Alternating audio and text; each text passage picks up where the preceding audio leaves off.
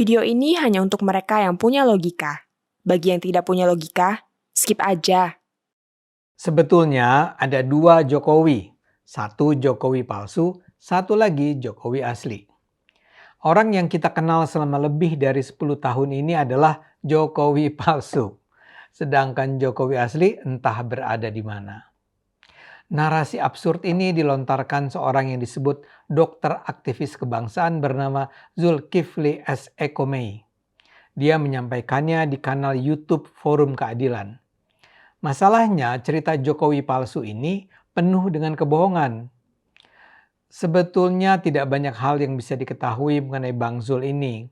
Ketika saya tanya ke ChatGPT, mereka menjawab informasi publik yang terverifikasi tentang sosok ini, tentang Bang Zul ini relatif terbatas.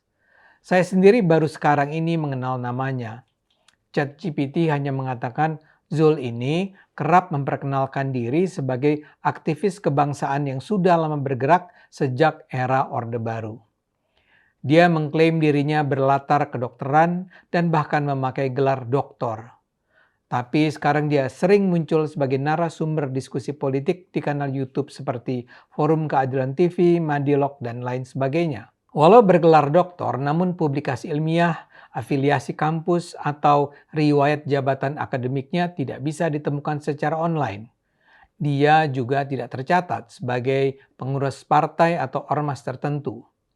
Karena itu, ChatGPT menggambarkan perannya adalah opinion leader di ruang alternatif, misalnya bukan media massa besar yang cukup dikenal di segmen audiens tertentu. Lantas perlukah kemudian ocehannya ditanggapi? Saya percaya perlu. Salah satu yang membuat ini jadi penting adalah wawancara dengannya yang dimuat di kanal Forum Keadilan yang sudah cukup dikenal terutama di kalangan anti Jokowi. Dalam 6 jam setelah ditayangkan, penontonnya mencapai lebih dari 130.000. Tapi yang terpenting, wawancara ini perlu direspons karena isinya dipenuhi oleh khayalan dan imajinasi yang sama sekali tak dapat dipertanggungjawabkan. Ini seperti dulu misalnya Jokowi disebut sebagai keturunan PKI, atau sekarang bahwa Jokowi punya ijazah palsu. Sama sekali tidak masuk akal dan tanpa bukti yang bisa dipercaya.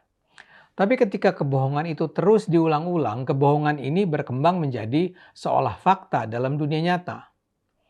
Terus terang menurut saya, kebohongan semacam ini sama sekali tidak pantas disiarkan oleh sebuah kanal YouTube yang sudah memiliki 659.000 subscriber. Dan orang semacam Zul ini tak layak dibiarkan bicara secara bebas di sebuah kanal YouTube sementara si pewawancara membiarkan begitu saja Zul berceloteh tanpa memberikan sanggahan atau sekedar pertanyaan kritis. Saya jelaskan saja ya kengawuran ucapan Zul. Dia bilang dia sebenarnya sudah mengetahui cerita kejanggalan ijazah Jokowi ketika Jokowi dulu mendaftar di pemilihan gubernur DKI tahun 2012. Kebetulan yang menerima pendaftaran adalah adik kelas Zul ketika kuliah di Universitas Airlangga bernama Denny Iskandar. Denny ketika itu sudah melihat bahwa foto di ijazah dengan sosok Jokowi yang datang itu berbeda. Jadi memang sebenarnya ada alumni UGM bernama Joko Widodo yang adalah lulusan SMA Negeri 6 Yogyakarta. Tapi Jokowi yang mendaftar di Pilgub DKI 2012 adalah Jokowi yang kita kenal selama ini, bukanlah Jokowi yang termuat wajahnya di ijazah tersebut. Karena itu Zul menganggap Jokowi yang kita kenal sekarang adalah Jokowi palsu. Orang itu bukan Jokowi. Jokowi asli berkacamata, berkumis, dan merupakan alumni SMA Negeri 6 Yogyakarta.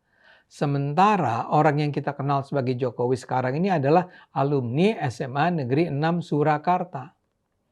Zul mengaku tak tahu di mana Jokowi asli itu sekarang berada. Menurut Zul, kisah tentang ketidakcocokan ijazah dengan orang yang membawa ijazah itu sudah diketahui DPP PDIP.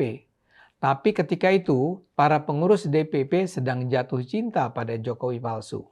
Karena itu dibiarkan sampai sekarang. Zul sendiri menganggap isu ijazah palsu yang sekarang diributkan sengaja dibuat untuk mengalihkan pendapat orang.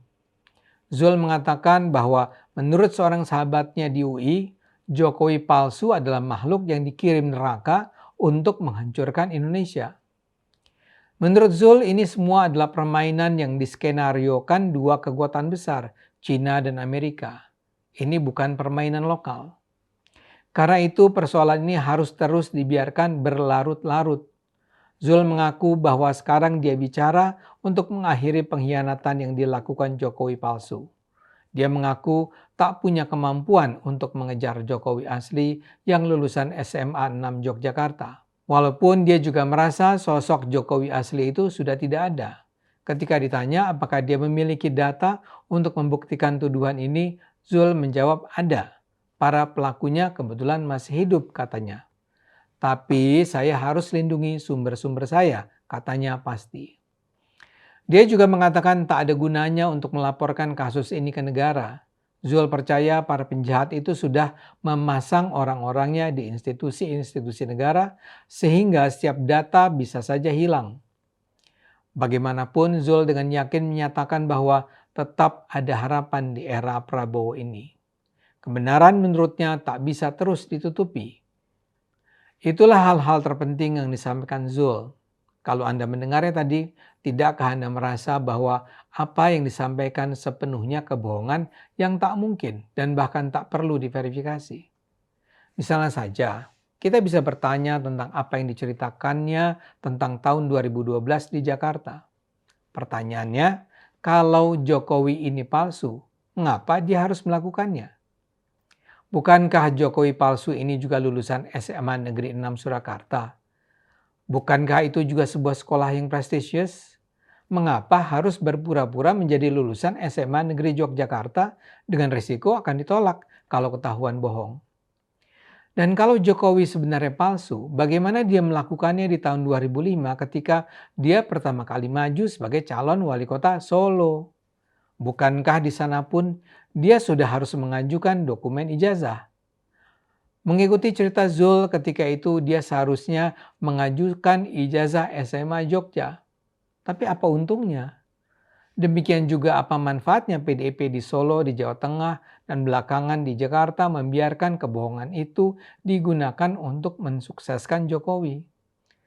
Kalau ini benar, tak mungkin hanya diketahui Denny Iskandar dan Zul. Denny sendiri pasti bercerita pada teman-temannya di PDIP.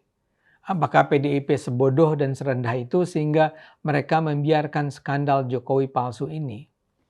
Lantas bagaimana dengan KPUD Solo dan belakangan KPUD Jakarta dan belakangan lagi KPU Pusat? Tidak mungkin mereka tidak tahu. Apakah ini sebenarnya memang merupakan konspirasi raksasa yang didanai Amerika dan China? Begitu juga apakah UGM pantas diam saja melihat kepalsuan itu? Saya mengajukan rangkaian pertanyaan ini karena memang sedemikian absurdnya cerita yang dikarang Zul. Tapi memang menarik juga untuk membaca komentar-komentar yang ditulis netizen di video ini. Saya sebut saja beberapa ya. Masya Allah, Dr. Zulkifli, lindungilah beliau ini ya Allah dari orang-orang zalim, ujar salah seorang netizen. Sepakat dengan Dr. Zulkifli, kami siap bergabung, timpal yang lain. Ayo rakyat Indonesia, bantu Dr. Zulkifli bongkar konspirasi ini. Seru yang lain lagi.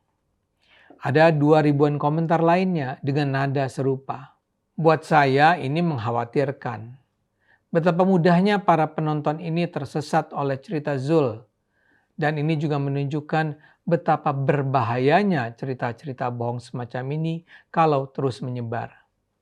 Saya berharap Forum Keadilan TV bisa lebih adil dalam memilih orang-orang yang akan diwawancara. Kita tak bisa berkonflik terus karena kebohongan demi kebohongan. Orang seperti Zul tak boleh bicara tanpa perlu mempertanggungjawabkan kebenaran pernyataannya. Sudah cukuplah skandal ijazah palsu menyita perhatian kita. Mari berpolitik secara jujur, secara etis. Ayo gunakan akal sehat, karena hanya kalau kita berakal sehat, Indonesia akan selamat.